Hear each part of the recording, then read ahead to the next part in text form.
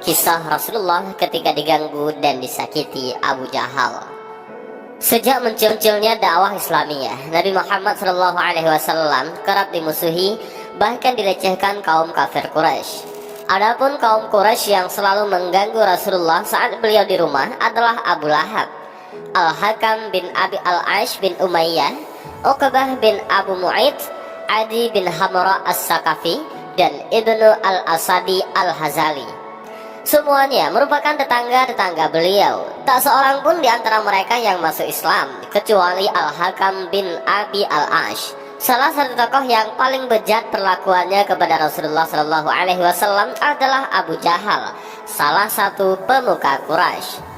Dalam Sirah Nabawiyah karya Syekh Syaifur Rahman Al-Mubarakfuri bersumber dari kitab Ar-Rahiqul Maktum diceritakan, Abu Jahal datang kepada Rasulullah dan mendengarkan Al-Quran. Namun hal itu tidak membuatnya beriman, tunduk, sopan, apalagi takut. Justru ia menyakiti Rasulullah SAW dengan ucapan lisannya. Selain itu, ia menghadang jalan Allah, berlalu lalang dengan angkuh, memproklamirkan apa yang diperbuatnya, dan bangga dengan kejahatan yang dilakukannya tersebut, seakan sesuatu yang enteng saja.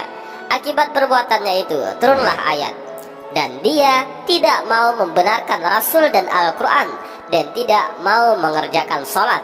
Al-Quran Surah Al-Qiyamah ayat 31. Dia selalu mencegah Rasulullah SAW melakukan salat sejak pertama kali melihat beliau melakukannya di Masjidil Haram. Suatu kali dia melewati beliau yang sedang melakukan salat di makam ataupun makam Nabi Ibrahim, lalu berkata, "Wahai Muhammad, bukankah sudah aku larang engkau melakukan ini?" Dia mengancam beliau serta membentaknya. Dia berkata kepada beliau, "Wahai Muhammad, dengan apa engkau akan mengancamku? Demi Allah, bukankah sesungguhnya aku adalah orang yang paling banyak memanggil ataupun berdoa di lembah ini?" Maka turunlah ayat, "Maka biarkanlah dia memanggil golongannya untuk menolongnya. Kelak kami akan memanggil malaikat di Sabaniyah." Al-Quran Surah Al-Alaq ayat 17-18. Dalam suatu riwayat dikatakan bahwa Nabi SAW mencekram lehernya dan menggoyang-goyangkannya sembari membacakan firman Allah, "Kecelakaanlah bagimu hai orang kafir, dan kecelakaanlah bagimu. Kemudian kecelakaanlah bagimu hai orang kafir, dan kecelakaanlah bagimu." Al-Quran Surah Al-Qiyamah ayat 34-35. Lantas musuh Allah itu berkata, "Engkau hendak mengancamku, wahai Muhammad? Demi Allah, engkau dan Tuhanmu tidak akan sanggup melakukan apapun.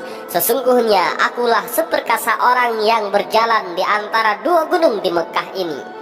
Sekalipun sudah membentak-bentak, Abu Jahal tidak pernah kapok dari kedunguannya, bahkan semakin keterlaluan.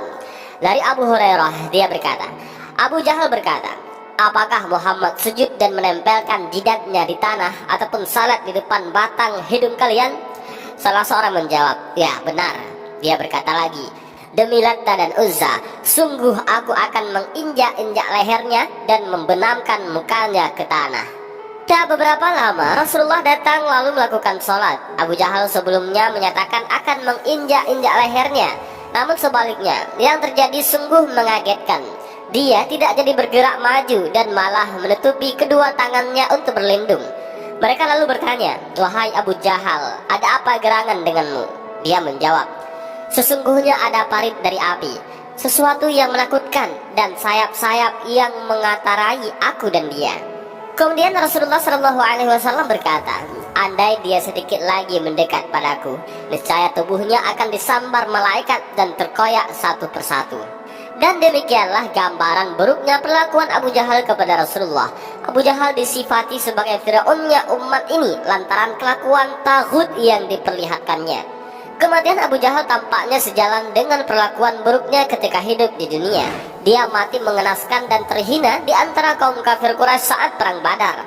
Tak ada yang menyangka kematian Abu Jahal ini berkat andil dua sahabat yang masih anak-anak. Mereka adalah Mu'az bin Amr bin Jamuah dan Mu'az bin Afra radhiyallahu anhuma.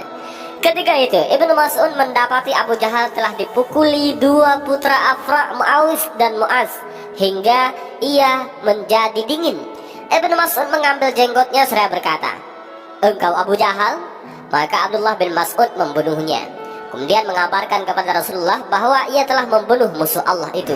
Ternyata Allah menakdirkan agar tidak mematikan Abu Jahal seketika. Allah menjadikannya terkapar dalam keadaan sadar dan memperlihatkan kepadanya apa yang membuat derajatnya terhina dan rendah. Sahabat Abdullah bin Mas'ud yang dulu ditindasnya kemudian berbalik mencendangi Abu Jahal.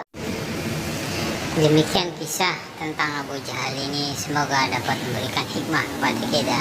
Assalamualaikum warahmatullahi wabarakatuh.